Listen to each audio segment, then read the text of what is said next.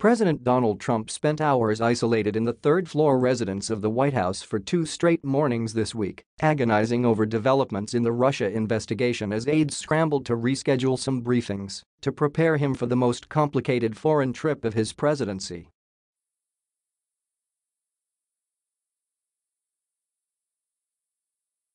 Whether the 12-day journey to Asia offers a welcome diversion or whether his preoccupation with Russia becomes a dangerous distraction is a question that will be answered along the way as he leaves Washington on Friday.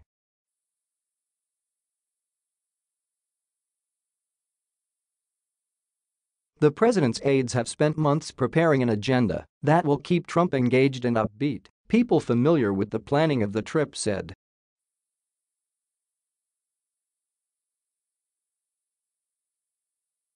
With this week's indictments of 2 former campaign aides and the announcement of a guilty plea from another, advisers now hope the bustling diplomatic swing will prevent Trump from further stewing over the Russia inquiry. A premium has been placed on avoiding snags that would bring the president outside his comfort zone, including, according to one official involved, a mandate that familiar food be available during Trump's meals.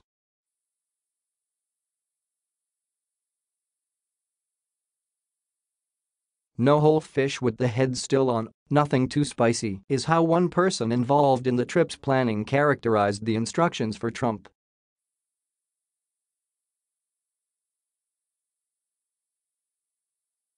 The Asia trip has stirred anxiety among some aides in the White House, largely because developments in the Russia investigation have created a distraction during a critical time of preparation.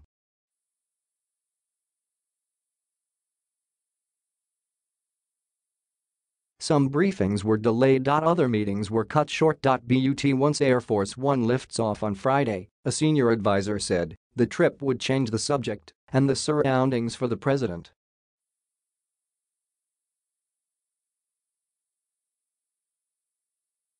This trip will do what we often can't do, keep the president focused on the matter at hand, said a senior administration advisor who is involved in planning the trip.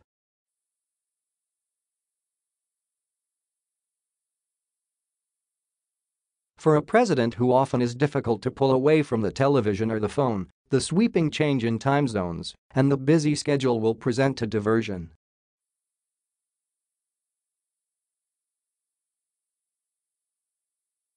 Trump's aides worry a poorly timed tweet in a region rife with nuclear tensions could derail sensitive talks with leaders in Japan, South Korea, China, Vietnam and the Philippines.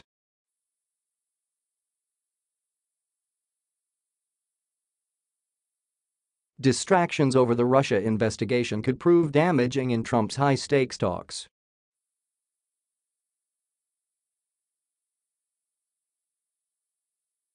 But pitfalls abound, and Trump himself has expressed concerns at how the recent swell of Russia-related news could impact his negotiations with Asian leaders.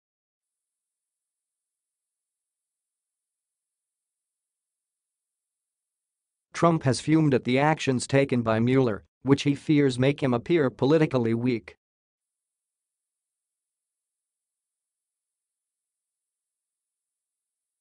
He suggested to some aides that his ability to negotiate with leaders who themselves are enjoying new political muscle could be hampered.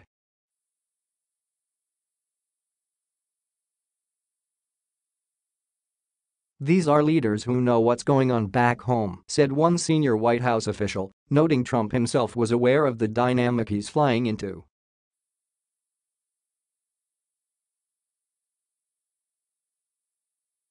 On Trump's first stops in Asia, he'll encounter leaders recently emboldened. Japanese Prime Minister Shinzo Abe saw his ruling party win big in snap elections last month.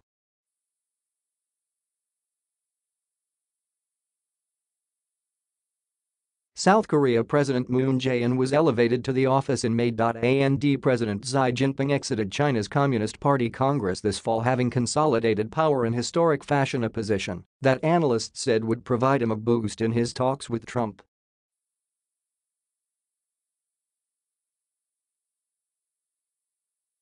Obviously, he's in a very strong position with no visible or other domestic opposition, as compared to what best can be described, I think, as a challenged President Trump, whether it's Russia issues, tax reform challenges, things of this nature.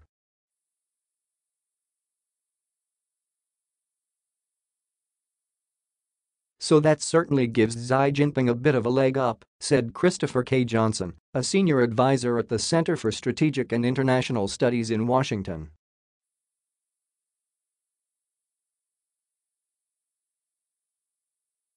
Trump is anticipating intense talks with his counterparts on security and trade issues, but is concerned that the timing of this week's criminal charges in the Russia probe will hurt his standing, according to senior White House officials.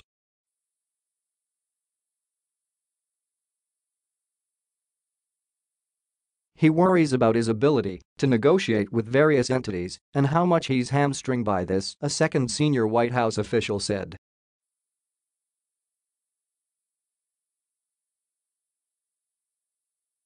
International trips for any new president present a steep learning curve. But Trump embarks on this five-country tour of Asia with relationships already blossoming with leaders across the region.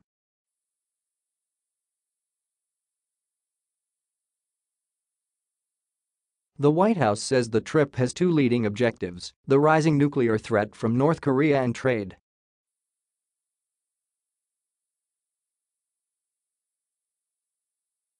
On Wednesday, Trump appeared cognizant of the sensitivities surrounding the trip. Bemoaning the U.S. trade deficit with China ahead of a cabinet meeting, Trump withheld insults directed at those responsible.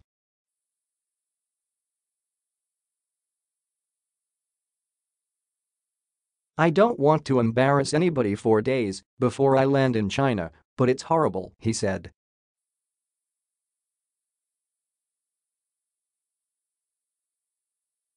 The president will be accompanied by a smaller contingent of advisors compared to his earlier foreign trips.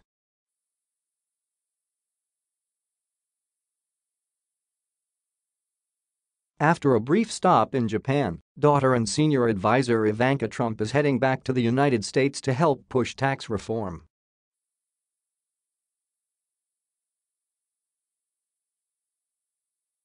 Jared Kushner, a senior advisor and the president's son-in-law, is only scheduled to go on part of the trip.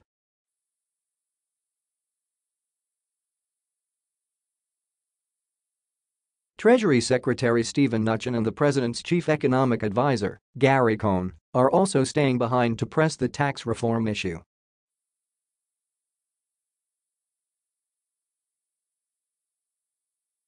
First Lady Melania Trump is also only scheduled to be alongside the president for the first portion of the trip.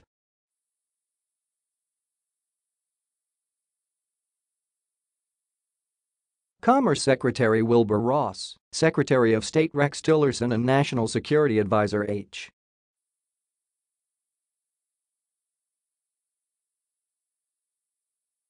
R. McMaster will be on the trip throughout, an official said, but none of the advisors are as close to Trump as some of those who are not accompanying the president.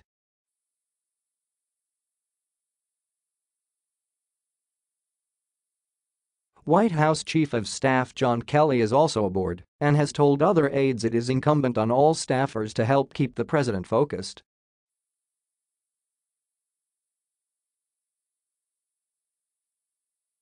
The White House has worked to mitigate Trump's fatigue on this trip by building in a night in Hawaii on the way to Asia and ensuring stretches of downtime while he's in each country, according to a senior administration official.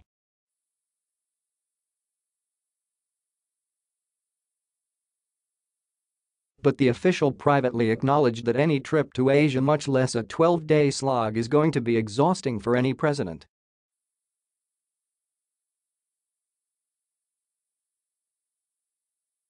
The schedule for the trip has been overseen by McMaster with input from Kelly, both of whom have been keeping an eye both toward keeping Trump occupied on the road, but not overly loaded with intense bilateral talks.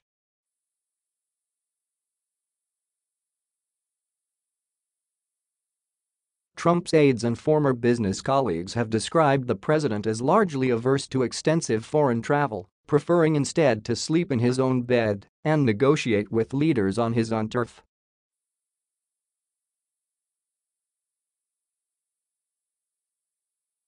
The person involved in the trip's planning said officials in each country on the trip have been warned that Trump is not comfortable with new cuisines and prefers familiar foods like well-done steak and ice cream.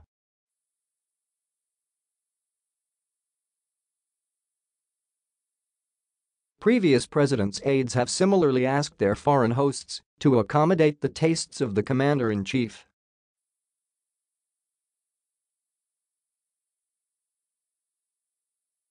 In Japan, Abe has commissioned a pop singer to perform at dinner. The singer, Pico Taro, is behind the hit song called Pen Pineapple Apple Pen that the president's granddaughter, Arabella Trump, performed in a viral video last year.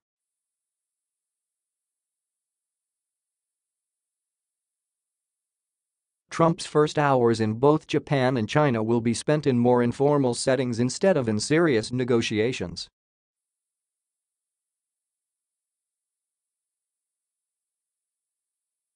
He'll play golf with Abe shortly after landing in Tokyo and will tour the Forbidden City with Xi upon arrival in Beijing.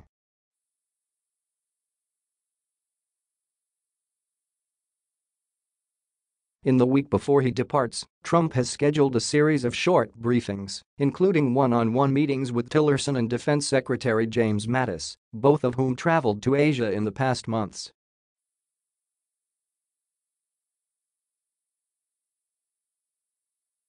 Trump has also spoken to lawmakers about his visit to Asia, including Sen.Bob Corker, the Republican chairman of the Senate Foreign Relations Committee with whom he has feuded.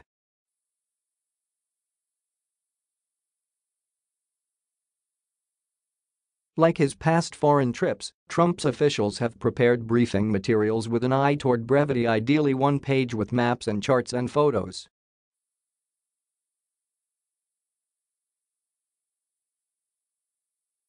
That includes materials preparing Trump for some of his higher-stakes meetings with leaders, including with the Philippine strongman Rodrigo Duterte, who he's never met.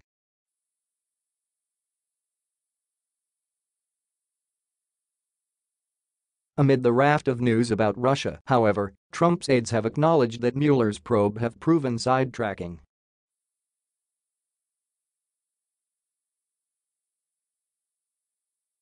It is very distracting to the president, as it would be to any citizen, to be investigated for something, while at the same time trying to carry the weight of what being President of the United States means on his shoulder, Chief of Staff Kelly said during an interview on Fox News this week.